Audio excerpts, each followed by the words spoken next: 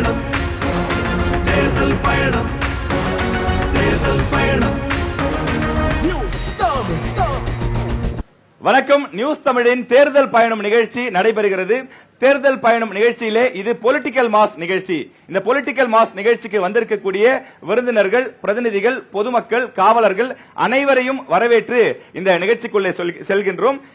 இந்த நிகழ்ச்சியை பொறுத்த வரைக்கும் பாத்தீங்க அப்படின்னா பல மேலை நாடுகள், இப்ப அமெரிக்காவில் அதிபரை தேர்ந்தெடுக்கிறாங்க அப்படின்னு பாத்தீங்கன்னா 2 முக்கிய கட்சிகளுடைய தலைவர்கள் டிவியுடைய நேரலையில வந்து நின்று விவாதம் நடத்துவாங்க. அதுல யார் சிறந்தவர்கள், யாருடைய ஆட்சி காலத்தில் நல்ல திட்டங்கள் கொண்டு வரப்பட்டிருக்குன்னு மக்கள் சிந்திப்பதற்கான ஒரு களமாக இருக்கும். இது மாதிரியான நடைமுறைகள் உலகின் வளர்ந்த நாடுகளாக கருதப்படும். அதே மாதிரி இங்கிலாந்துல இருக்கு, பிரான்ஸ்ல இருக்கு, ஜெர்மனில இருக்கு, கனடால இருக்கு, இந்த மாதிரியான பல உலக நாடுகள்ல இருக்கு. தமிழ்நாட்டில் இது மாதிரியான ஒரு முயற்சியை நியூஸ் தமிழ் மேற்கொண்டு இந்த புதிய திட்டத்தை ஒவ்வொரு மாவட்டமா கொண்டு போய் நாங்க முதல் முறையா செயல்படுத்திட்டு வரோம். மக்களுடைய ஒத்துழைப்பு மிக மிக அவசியம். இன்றைக்கு இந்த பொலிட்டிக்கல் மாஸ் நிகழ்ச்சியை தந்தை பெரியாருடைய மண்ணில் நடத்துவதிலே நியூஸ் தமிழ் தொலைக்காட்சி மிகுந்த மகிழ்ச்சி அடைகின்றது. திமுக சார்பிலே பேசுவதற்காக நம்முடைய ஈரோடு கிழக்கு தொகுதியினுடைய சட்டமன்ற உறுப்பினர் திரு சந்திரகுமார் அவர்கள் வந்திருக்கிறார். அவரை அன்புடன் வரவேற்கின்றோம். அதே போல அதிமுக சார்பில் பெருந்துறையினுடைய சட்டமன்ற உறுப்பினர் திரு ஜெயக்குமார் அவர்கள் வந்திருக்கிறார். அவரையும் அன்புடன் வரவேற்கின்றோம். நாம் தமிழர் கட்சியிலிருந்து அக்கா சீதாலட்சுமி அவர்கள் வந்திருக்கின்றார். கோபிசெட்டிப்பாளையத்தினுடைய வேட்பாளராக அறிவிக்கப்பட்டிருக்கக்கூடியவர், அவரையும் அன்புடன் வரவேற்கிறோம். நேரடியாக நாம் நிகழ்ச்சிக்குள் செல்லலாம். இந்த முதல் சுற்று ஆரம்பமாகிறது. சந்திரகுமார் அண்ணா ரெடியா போலாமா? ஆனா பயங்கர பிரிப்பேரா இருக்கிறாரு. ஓகே, இப்ப ஈரோடு மாவட்டம் தமிழ்நாட்டில் ஒரு புறக்கணிக்க முடியாத ஒரு முக்கியமான மாவட்டம். இன்னைக்கு தமிழ்நாட்டுடைய ஒரு பொருளாதாரம் இந்த அளவுக்கு உயர்ந்திருக்கு அப்படின்னா அதுக்கு ஈரோடு மாவட்டம் மிக மிக முக்கியமான காரணம். அது ஏன் அப்படிங்கிறது உங்க எல்லாருக்குமே தெரியும். அப்படி இந்த மாவட்டம் ஒரு வளர்ச்சி அடைந்த மாவட்டமா மாறி இருக்குன்னா அதற்கு காரணம் திமுக தான் அப்படின்னு எப்படி சொல்ல முடியும்? கலைஞர் ஐயாவுடைய ஆட்சி காலத்திலிருந்து தற்போதைய முதலமைச்சர் மு க ஸ்டாலின் அவர்கள் இருக்கின்றார். இந்த ஆட்சி காலம் வரை ஈரோடு மாவட்டத்திற்கு கொண்டு வரப்பட்ட திட்டங்கள் என்ன? இப்ப நீங்க வந்து ஈரோடு கிழக்கு மாவட்டத்தினுடைய சட்டமன்ற உறுப்பினராக இருந்தாலும் கூட ஈரோடு மாவட்டத்தில் மொத்தம் 8 சட்டமன்ற தொகுதிகள் இருக்கு நமக்கு தெரியும்.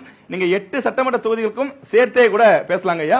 ஈரோடு மாவட்டம் திமுகவால் தான் வளர்ந்தது, நாங்க தான் இந்த திட்டம் கொண்டு வந்தோம்னா என்னென்ன திட்டங்கள் சொல்வீங்க?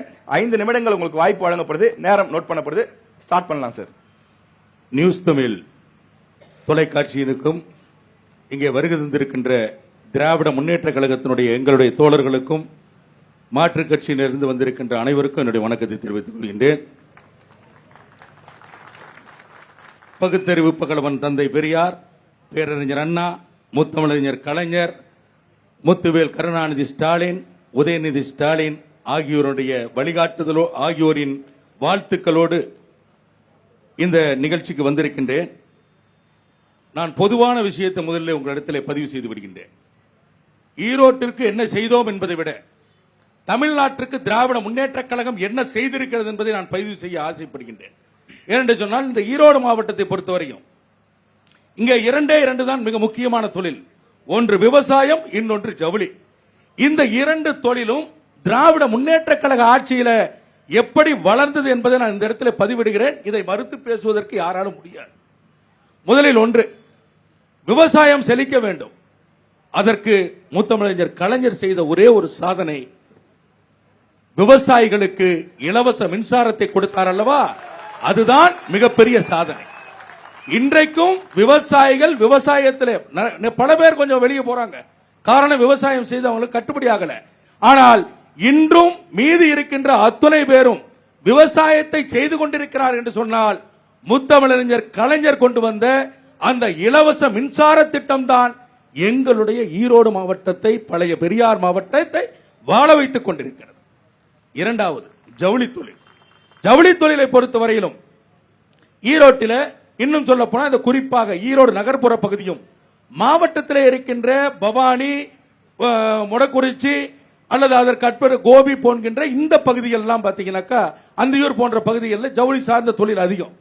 இந்த ஜவுளி தொழிலை எப்படி இந்த திராவிட முன்னேற்ற கழகம் வாழ வைத்தது என்று சொன்னால், ஜவுளி தொழிலுக்கு அன்றைய காலகட்டத்தில் முன்னுரிமை வழங்க வேண்டும் என்கிற அடிப்படையில் ஜவுளி தொழில் செய்கின்ற அந்த கைத்தறி தொழிலுக்கு முதலில் இலவச மின்சாரத்தை கொடுத்தது திராவிட முன்னேற்ற கழகம். அன்றைக்கு கொடுத்த அந்த மின்சாரம் இன்றைக்கு கைத்தறி துறைக்கு 300 யூனிட்டாக மாறி இருக்கிறது. ஒவ்வொருவருக்கும் 300 யூனிட்டாக மாறி இருக்கிறது. அதே போன்று விசைத்தறிக்கு யாரும் கொடுக்கவில்லை. திராவிட முன்னேற்ற கழகம் தான் விசைத்தறிக்கு இலவச மின்சாரத்தை கொடுத்தது. ஏனென்று சொன்னால் கைத்தறி தொழில், அதாவது இன்றைக்கு நவீன காலத்திலே அறிவியல் விஞ்ஞானத்துறை வளர்ச்சியின் காரணமாக இன்றைக்கு விசைத்தறி தான் மேலோங்கி இருக்கிறது. அந்த விசைத்தறியையும் நாம் வாழ வைக்க வேண்டும் என்று சொன்னால் அதற்கு இந்த திராவிட மாடல் ஆட்சி 1000 யூனிட் மின்சாரத்தை வழங்கி இந்த தொழிலை வாழ வைத்துக் கொண்டிருக்கிறது. அதோடு மட்டுமல்ல, குறிப்பாக சொல்ல வேண்டும் என்று சொன்னால் இந்த விசைத்தறி, அதாவது வேளாண்மை, இந்த வேளாண்மையை பொறுத்த வரைக்கும் நம்முடைய ஈரோட்டை பொறுத்த வரைக்கும் இதுக்கு பேரே மஞ்சள் மாநகரம் என்று சொல்வார்கள். இந்த மஞ்சள் மாநகரத்தில் முதலாக மஞ்சள் வணிக வளாகத்தை உருவாக்கி கொடுத்தது 2010 முத்தமிழறிஞர் கலைஞர் அவர்கள் முதலிலே ஒரு 50 ஏக்கர் நிலத்தை எடுத்து மஞ்சள் வணிக வளாகத்தை அமைத்து கொடுத்தவர் அன்றைய முதலமைச்சர் முத்தமிழறிஞர் கலைஞர். அதன் பிறகு இன்றைக்கும் ஏற்றுமதி வளாகம் அமைப்பதற்காக 10 கோடி செலவில் இன்றைக்கும் அதற்கான உள்கட்டமைப்புகளை இன்றைக்கு செய்து கொண்டிருப்பது இந்த திராவிட மாடல் அரசு, முத்துவேல் கருணாநிதி ஸ்டாலின் அவருடைய அரசு. அதே போல நீங்க தேசிய நெடுஞ்சாலையை பார்த்து டெக்ஸ் வேலி என்று பார்த்திருப்பீர்கள். இன்றைக்கு ஈரோட்டின் அடையாளமாக இந்த டெக்ஸ் வேலி மாறி இருக்கிறது என்று சொன்னால் அந்த டெக்ஸ் வேலி உருவாக்குவதற்கு அதை தனியார் பங்களிப்போடு அரசு நிலத்தை கொடுத்து அங்கே இந்த வளாகத்தை உருவாக்கிய பெருமை திராவிட முன்னேற்ற கழகத்தை சார்ந்தது. அந்த திராவிட முன்னேற்ற கழகம் இதை செய்ததன் காரணமாகத்தான் இன்றைக்கு அது ஈரோட்டின் அடையாளமாக மட்டுமல்ல, இன்றைக்கு இந்தியா முழுவதும் இருக்கின்ற யாரை கேட்டாலும் சரி, ஈரோட்டில் டெக்ஸ் வேலி இருக்குதாமே, பெரிய மார்க்கெட்டாமே அப்படின்னு சொல்றாங்க. அந்த அளவிற்கு ஜவுளி தொழிலுக்கு கொண்டு வந்து உரிமையை கொடுத்தது, அந்த ஜவுளி தொழிலை வாழ வைப்பது திராவிட முன்னேற்ற கழகத்துடைய ஆட்சி. அதோடு மட்டுமல்ல, இன்றைக்கு 30 கோடி ரூபாய் பணத்தை ஒதுக்கி விசைத்தறிக்காக, அந்த விசைத்தறி ஏதாவது ஏற்கனவே இருக்கின்ற விசைத்தறி பாத்தீங்கன்னா ஓல்டு, அதனுடைய ஸ்பெசிலிட்டிஸ் எல்லாம் ரொம்ப குறைவு. அதை இன்றைக்கு நவீனப்படுத்துவதற்கு 30 கோடி ரூபாய் கொடுத்து அந்த விசைத்தறியை நவீனப்படுத்துவதற்கு வழிவகையை ஏற்படுத்தி கொடுத்த அரசு திராவிட முன்னேற்ற கழக அரசு. இப்படி இன்னும் எண்ணற்ற சாதனைகளை சொல்லிக்கொண்டே போகலாம். அதே போல இன்றைக்கு ஈரோட்டுக்கு இன்னும் எண்ணற்ற திட்டங்கள் இருக்கிறது. ஏன்னா நீங்க நெறியாளர் அவர்கள் 5 நிமிடத்தில் முடிக்க சொன்னீங்க. நாங்க எப்பவுமே நீங்க என்ன சொல்றீங்களோ அதை கேட்பதற்கு தயாரா இருக்கிறோம். அதனால இதோடு என்னுடைய உரையை முடித்துக் கொள்கிறேன். நன்றி. நன்றி. என்ன திமுக ஈரோடு மாவட்டத்திற்கு என்னென்ன திட்டங்கள் எல்லாம் கொடுத்திருக்கு, நேரம் போதல அப்படின்னு சொல்லி வருத்தப்படுற அளவுக்கு நிறைய திட்டங்களை சந்திரகுமார் அண்ணன் அவர்கள் சொல்லியிருக்காங்க.